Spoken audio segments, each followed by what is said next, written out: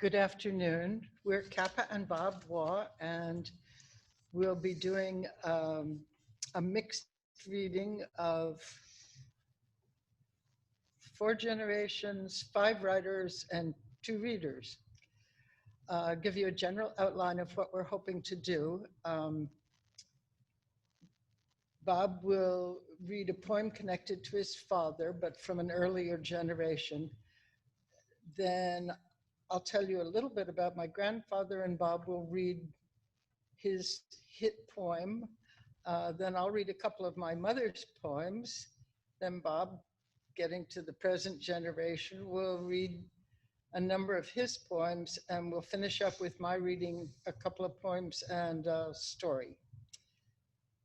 So, Bob, take it away. Okay, well, I'm starting with my father, whose name was Mead Lanier Waugh. The problem with this, or the oddity of this, is that Mead was the name of a Union soldier, general, in fact, and Lanier is the name of Sidney Lanier, who was a great poet, a person who was liable to be, in fact, on the Connecticut side, Confederate. on the Confederate side, thank you, on the Confederate side. So we asked, what? Where did he come from? My father, as I know my father, was a very quiet, busy person. So what I want to start with is a poem called The Marshes of Glynn by Lanier. The marshes are still there. My sister drove us over them for the second or third time when we visited there. It's an important marsh. This is the way the story concludes. How still the plains of the waters be. The tide is in his ecstasy. The tide is at his highest height, and it is night.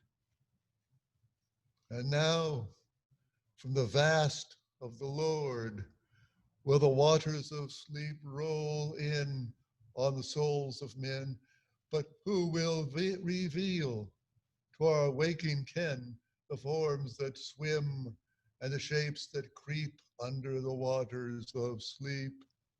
And I would I could know what swimmeth below when the tide comes in on the length and the breadth and the marvelous marshes of Glynn. Okay, now Bob is going to read a poem of my grandfather's called On the Road. And my grandfather was a Lexington, Kentucky farm boy. And he wrote this poem, and it was very popular in its day and is, in fact, still quoted. It was in Bartlett's quotations for years. Okay, Bob. So the title is Along the Road. I walked a mile with pleasure. She chatted all the way, but left me none the wiser for all she had to say. I walked a mile with sorrow, and ne'er a word said she, but oh, the things I learned from her when sorrow walked with me. And his daughter was also a poet from about age 2, but she really came into her own when she was blind and in her 80s. And a friend of hers sent a bunch of her poems to the New Yorker, and Alice Quinn, the poetry editor, really liked them. And Random House published 3 of her books of poems, and I'm going to read a couple of them. One is called Cutting the Cake. Gowned and veiled for tribal ritual, in a maze of tulle and satin, with her eyes rimmed round in cat fur and the stylish men about her kissing kin and carefree suitors. Long she looked unseeing past him to her picture in the papers, print and photo flash embalming the demise of the familiar, and he trembled as her fingers took the dagger laid before them for the ceremonial cutting of the mounting tears of sweetness, crowned with mannequin and maiden, and her chop was so triumphant that the groom-like little figure from his lover at the apex toppled over in the frosting, where a flower girl retrieved him, sucked him dry, and bit his head off. The next is called Now You Need Me. When the rains come, you remember our old closeness, humping along in the wet. You grope the dark where I hang morosely by my crooked neck. You pull off my cover, shake me till my ribs jangle and a moth flies out. Your hand reaches under my black skirt and up one leg, thin as a cane, until I open wide with a rusty squawk hovering above you like a dark and loving raven, said the old umbrella, her night full of holes.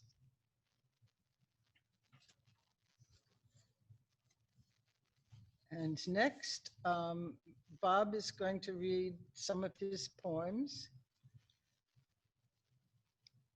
Well, I want to start with a long poem. I'm only going to read a part of it. It's called yes, where? The trees, the tree, and its ornaments.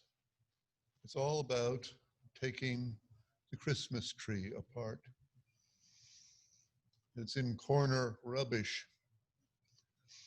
Our image of sparse space once the lights are out and the needle dark of lights in lights goes dead chill out.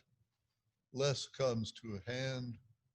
The game is find me the owls, the parrots, the lobsters, the lamb, the lion is leading the dance. He hears you, your hands full of stars. This image of our spar and space, not once for all or forever, sailing down a flood, salt sure riptide, cold to face a rising darkness, animal full, the oven full, the tassel stork, smoke churn of the full darkness back of you. Gretel hands Hansel, God's own star, and bread for breadcrumbs out of this country. The birds will bring you home and sing you morning songs. Snow sifts along the early dawn, settling to wane out and rain out the tree. So far, that space. Let's see, let's have one quick little poem, which, consider this. It's called Theology on the Wing. And this is about spring coming, a long ways away, spring coming nevertheless. And we'll have another poem about spring coming in a bit. Theology on the Wing.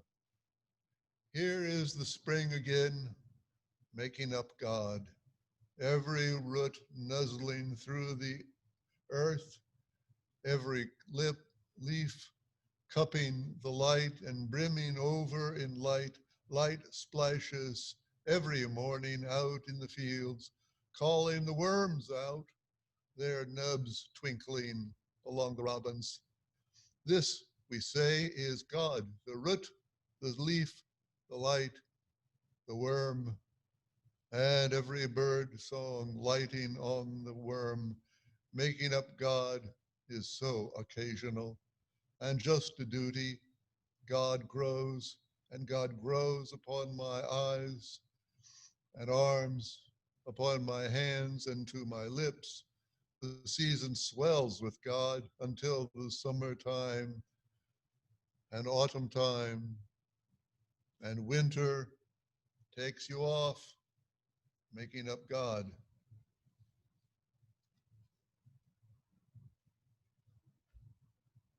One more, one more, very, very short. And it's riddled. I mean, it's riddled, yes. Um,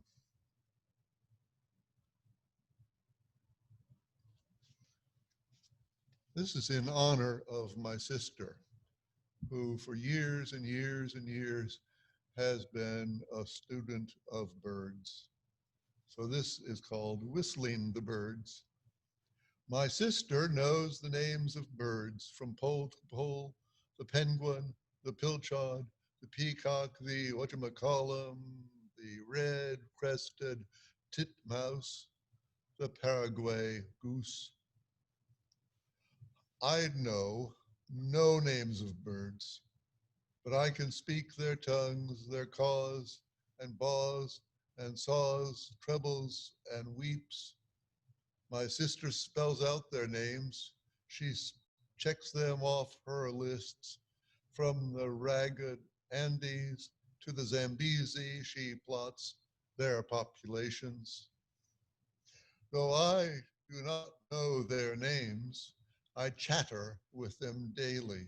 Our rancors, our appetites, our dread disputes give a life to the sky. My sister can give a name to a whir of them, common or rare, the whap of their wings hurtling past us to mass extinction. I sit in a garden, holding a death in my hands, and I sing with a bird I can never put a name to.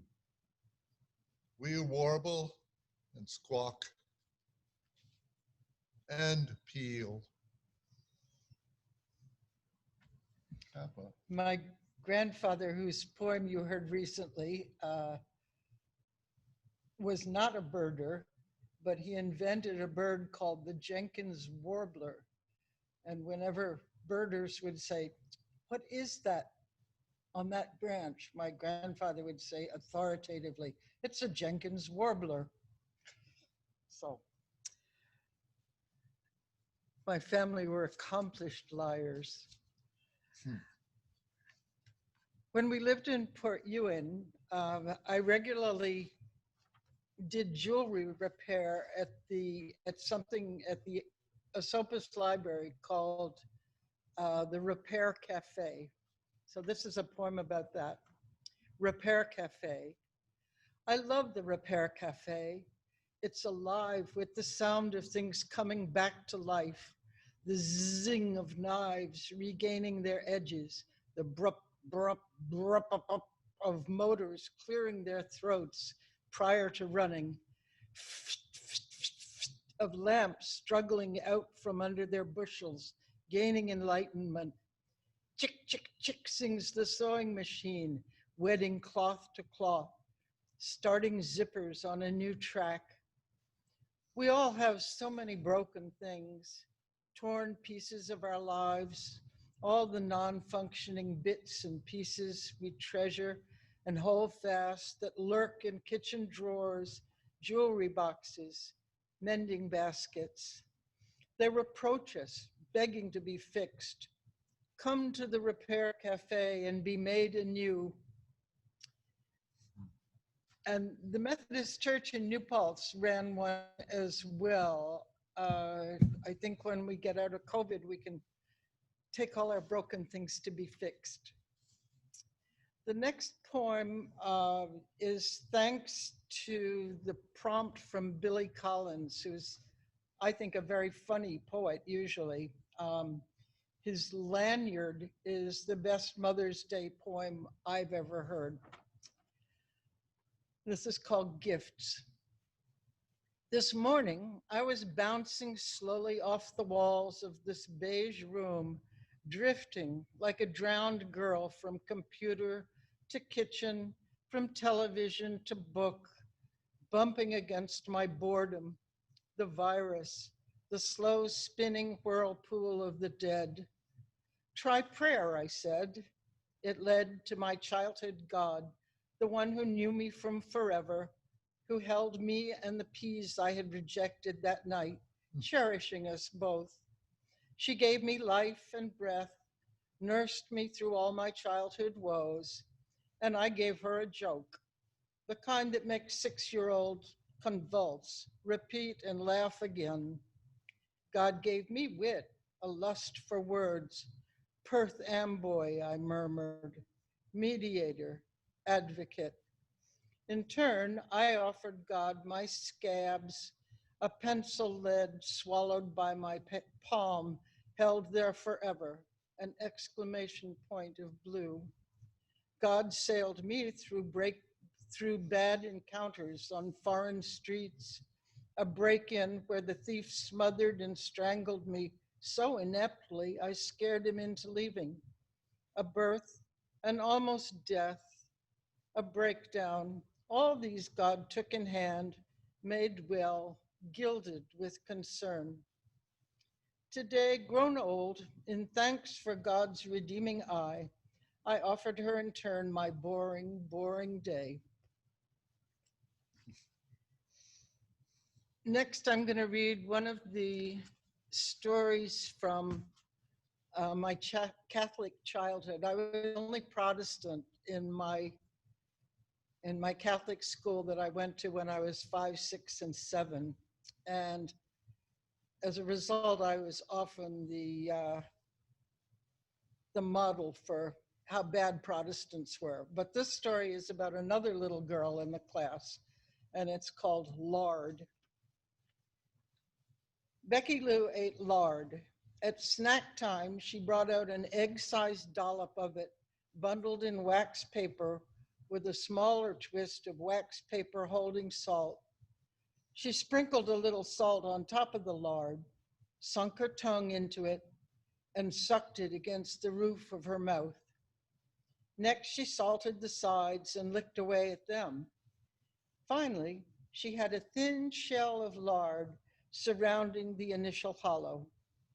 It formed a tiny lard volcano, which she salted all over, then scraped off the paper with her tongue. In September, the children in Sister Merceda's second grade had brought a variety of foods for break: cookies, homemade or store-bought, bread, butter, and sugar sandwiches, or fruit. Becky, too, had tried different snacks at first. Bread with cold gravy was her favorite at home, but the hours till mid-morning left the bread gluey and thin. One morning, she'd started to cram a fistful of dog biscuits in her satchel, but her mama had stopped her. Now, don't you be taking dog biscuits to school, Becky Lou. They're for home when you're peckish, but I'd be mortified to have the sisters catch you eating them. They'd think with your daddy in the military, war in Korea, we couldn't afford any better.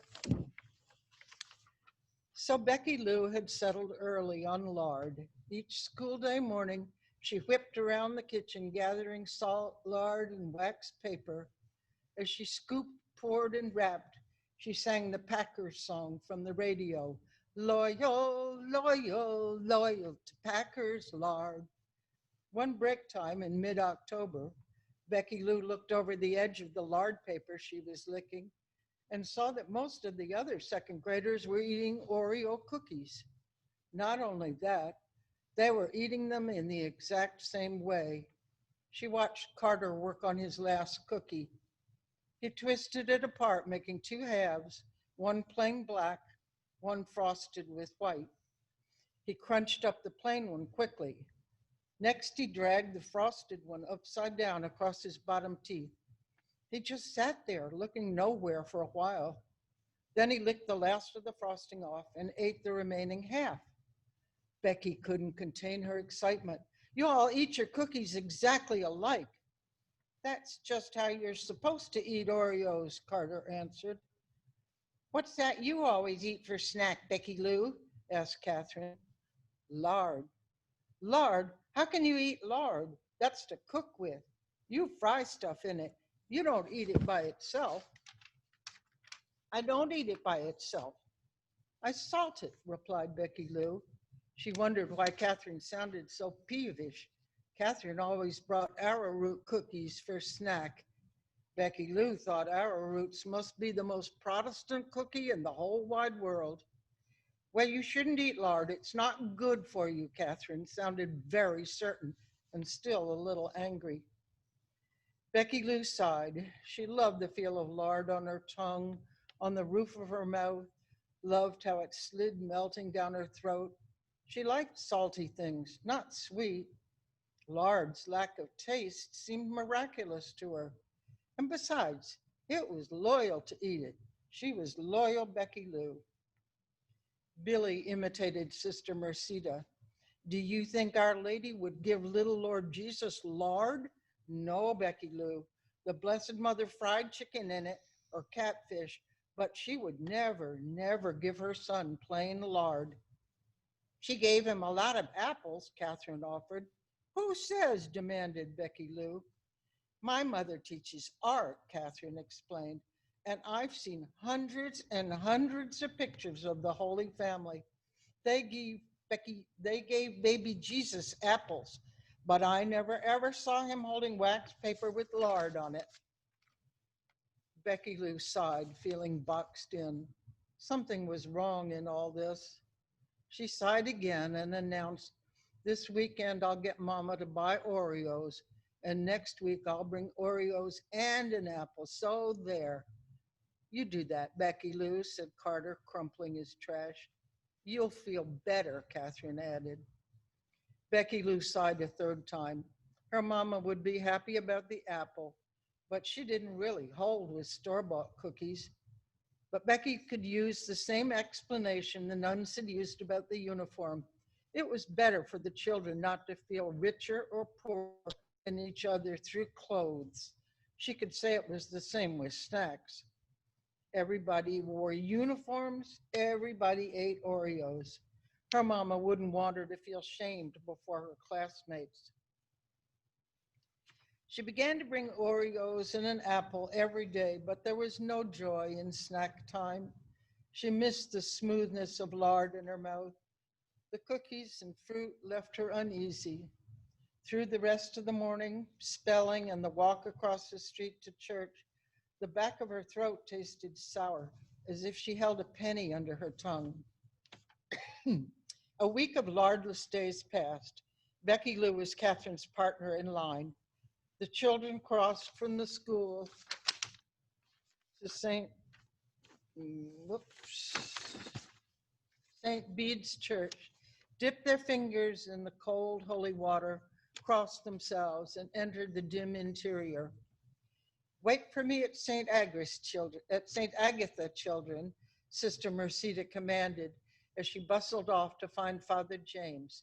The thunk of her shoes met a squeak from the floor all the way up the aisle till she disappeared behind the sacristy door. Becky Lou joined the drift of children toward the statue of St. Agatha halfway down the church on the right. St. Agatha, she noted, had little red dots on each inside corner of her eyes. The saint held a silver tray with 2 white lumps on it. She looks like she's passing food at a cocktail party, Catherine whispered. That's her lard, Becky Lou, Hamlet sniggered. Billy laughed and poked her as Hamlet rushed from one child to another, repeating his comment. As Becky Lou jerked away from Billy, the taste of copper flooded her mouth. She swallowed her spit as she sidled around a pillar to duck behind the votive table. Her eyes watered, multiplying the candles to a sea of lights, red as the pail of Packard's lard on the kitchen work table, blue as the Morton salt box beside it. The smell and bright colors reminded her of years before when she had held her sister's crayons against the radiator, the warm, sharp odor rising as the jeweled colors trickled down. She drew closer, hypnotized, staring into the cups. Melted wax, clear as oil, surrounded the flames. Underneath the liquid was a creamy, glowing layer. Moving slowly as a dream, Becky Lou picked up a ruby cup. She tilted it back and forth, making the flame larger, smaller, as the wax line looped around the inside of the glass. Becky remembered what her birthday wish had been.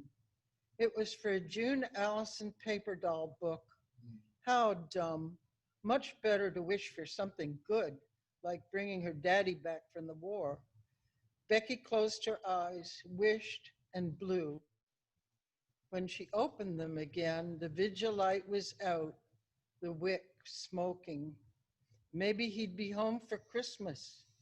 She poured the melted wax into a burned out vigil glass. The soft underlayer shifted as she watched it. Becky Lou plunged her finger into the warm wax and brought up a big soft glob of it. Sticking it into her mouth, she closed her eyes. A hand clamped her shoulder and whirled her around. As she yanked Becky's finger from her mouth, Sister Merceda shook her hard, hissing, "Mother of God, this is scandalous. Eating wax from a vigil lamp. You have just sent a soul plummeting from the sweet taste of the road to God back towards purgatory. You are an extremely wicked little girl." Becky Lou saw black and white, black and white. It was Sister's front, she realized. She was wicked. She wasn't loyal Becky Lou at all. How could she be thinking about Sister's front when she'd just done something so sinful? And her sweet daddy, he wouldn't come home from her wish. He might even be the one blown up, like she'd blown somebody's candle out. Sister was still shaking her so hard that her tears came out sideways. Becky's eyes felt as red and bitter as if she'd stuck a dirty finger right on them. The sour taste in the back of her throat came sliding forward as her mouth filled with spit. She tore loose from Sister's grip and ran choking and weeping up the aisle. Past the dark columns, past the holy water stoop, she clattered, running for the lemon of light where the heavy outside doors stood open.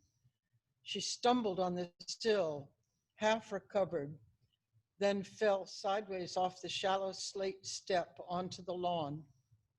As Becky Lou vomited wax, apples, Oreos, and that morning's breakfast, her head filled with a great roaring.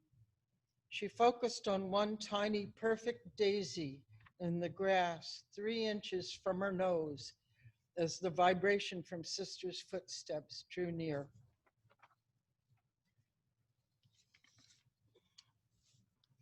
And for the last piece, since it's my last piece, you should look in your book for some more to read because we still have about 15 minutes.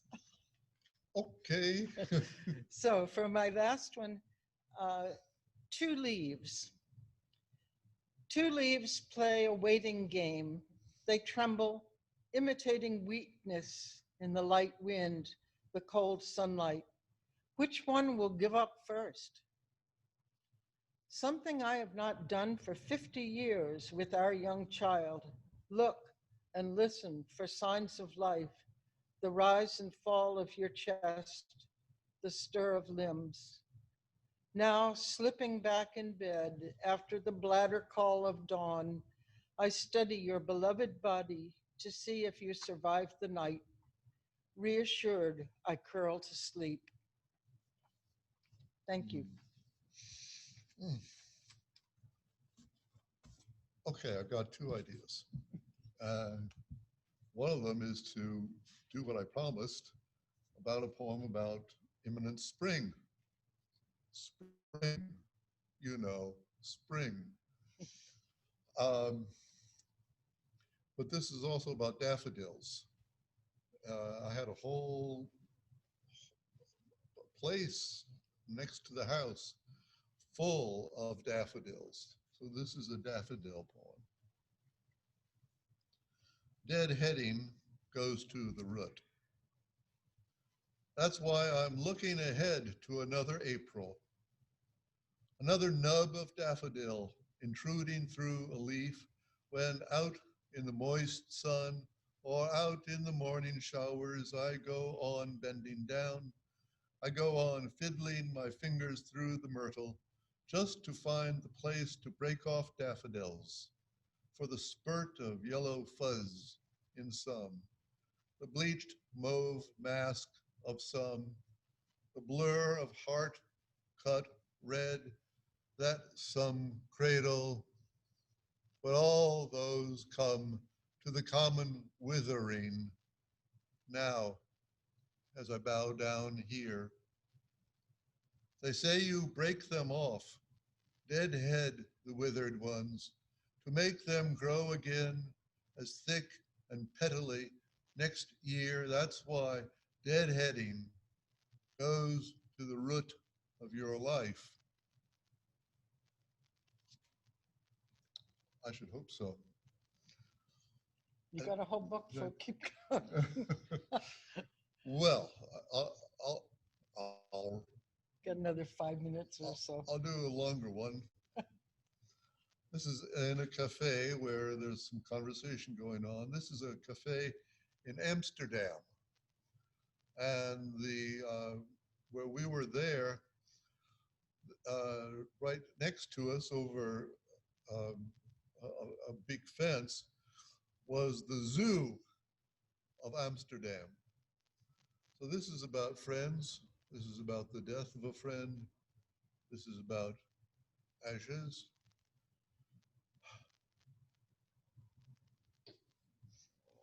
This is the death of a friend who was in charge of the movie house here for a time. A cafe in Amsterdam in America, ashes. We were sitting at a cafe in the long twilight beside a canal in the zoo across from the water. The lorikeets piped, the macaws and the cuckoos clucked and chuckled. Your thick, coarsened hair, pepper and salt from cancers as though it dirtied the air. Asserted, puzzled, attacked our memories, impoverished and dry, for you had much to say of your dead lover across the sea. His long career hung torn as though it were a ragged banner stretched on the canal. The theater he ruled like a major domo, or like a fleet conductor in the scale of Toscanini, imperious and coffin. 3 times a year we had to applaud or suffer the King of Hearts, fausse love, fausse non-resistance, fausse madness, fausse tendresse, and his various lovers scuttered and fluttered across the canal like a party-colored, not quite real, cashmere, most of them silly, bright-eyed, bright-minded, piping and chuckling among the great cacaws. And finally he was nothing, a hermit, lost in a cluttered emptiness, a lodge of echoes, flanking a mountain where coyotes barked if you had the ear to hear them, his cancer deep and swift. So now we sat in the long twilight, the halogen lights along the canal lit up and tried to tell you things, the burden of the dissonant and honesties.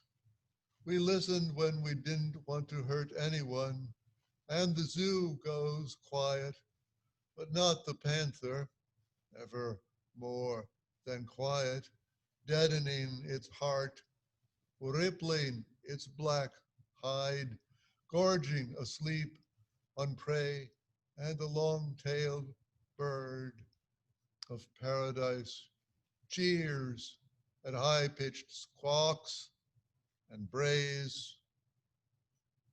Oh, it's been that poem again about birds, that is to say. Yeah. Um, what are we? Oh my, 10 elves. Oh no, excuse me, 20 elves, yes. Um, what shall we do? What shall we?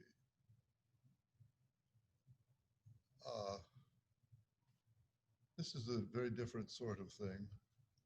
It's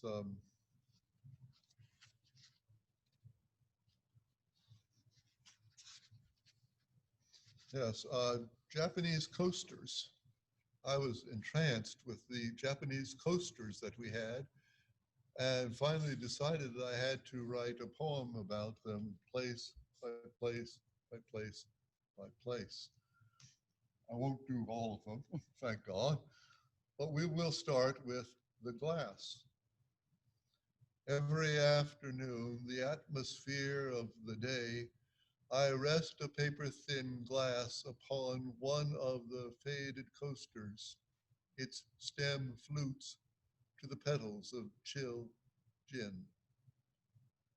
Geishas and laborers, geishas plucking at zithers and yellow falls, fans of knocks, and ichthyophallic pens, their accoutrements, kimonos lush on their wrists, and aromatic pin-pricked mounds of heart. The others plod off to the yellow streets uphill and downhill, barren until the chill night blows. The narrow noise of the heavy streets and the pluck of the zither soak through the room. I sip their names, their times, their doorways. Let's do the barrel maker. He labors in the hoop. His knots of bone and flesh stoop to the hoop. He wrenches the ropes in an iron bar.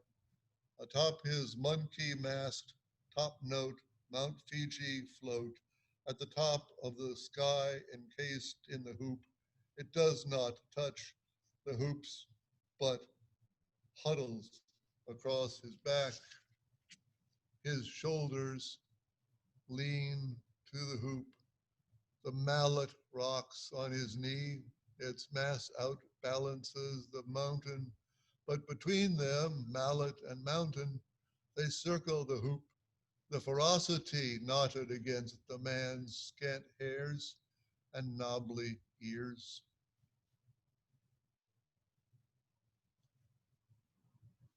The bridge. You cannot see either bank. The rain clatters upon the boards of the high bridge. The strokes of the rain slash through your breast. The framework, crisscrossed and knotted, shudders against the river blows, against the deeps and shallows, roiling and knocking. But we bend to the rain. We hurry firm-footed beneath our loads, a narrow-banked raft skin beneath us, but either bank lies beyond us, and either bank is the end of the world.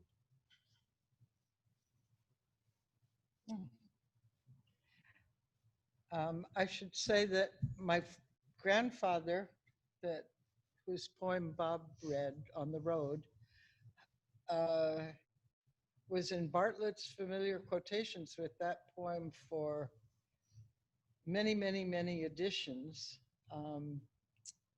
And my mother's book that I read from, The Cutting the Cake and Now You Need Me, will be back in the library here probably in about a week.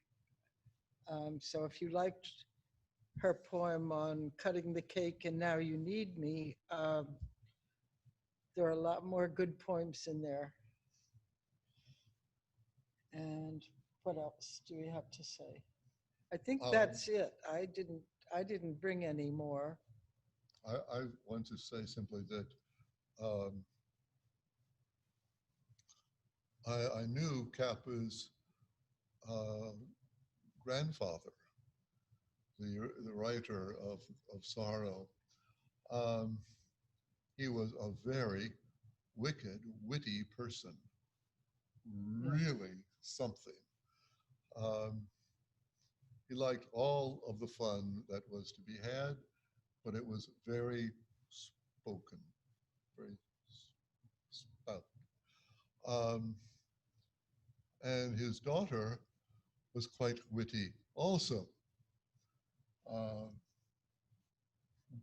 Yeah, I would say it's interesting. He published a number of quite popular poems. I think the I Walked a Mile one is the only one that's in Bartlett's, but his last poem was published, although he lived probably 60 more years. His last poem was published, or 70 or 80, um, the month my mother was born. And she started writing poetry when she was about 2. And won prizes and was published through college. But then she stopped it to have a family, have a career. Um, and she was rediscovered in her 80s when she was blind, basically. And a friend of hers helped pull the thousands of poems that she'd written in the meantime, but not sent out.